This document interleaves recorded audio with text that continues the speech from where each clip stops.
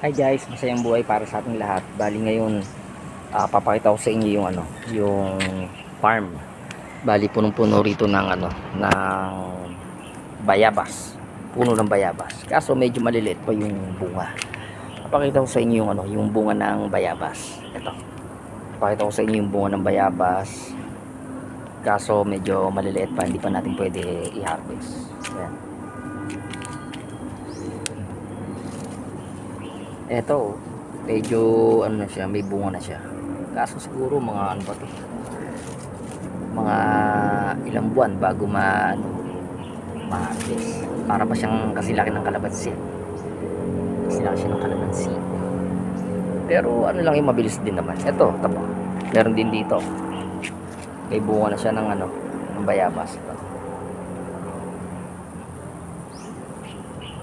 Pero maano mo to mga ano pa. Siguro mga 3 months. Siguro mga 3 months bago ma-harvest yan. Ito, papakita ko lang sa inyo yung mga puno ng bayabas. Ayan, ito, bayabas. Ayan, bayabas. Ito, bayabas sa kabila. Kasi ito, bayabas din. Dito tayo sa kabila. Ito medyo malalaki na rin yung bunga. Kaso medyo ano pa rin, hindi pa rin pwede. Kasi medyo ano pa siya, green. Green na green pa siya. Ayun. Ito nakikita nyo ba guys? Lalapit natin yung camera. O ayan, bayabas yan. Pa, yun nandito. Ayan, bayabas yan.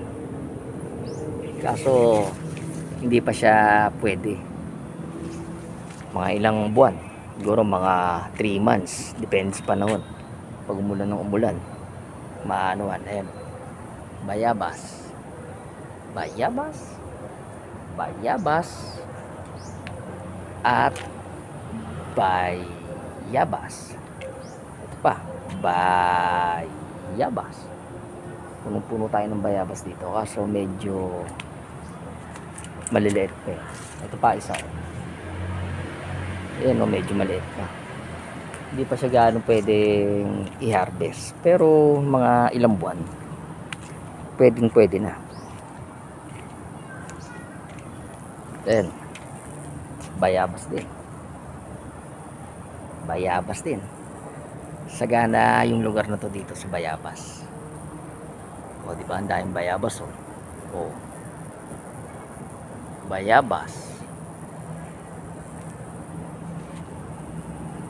Medyo ano nga lang, medyo maliit pa yung mga puno ng bayabas, pero pwede na sa susunod na buwan.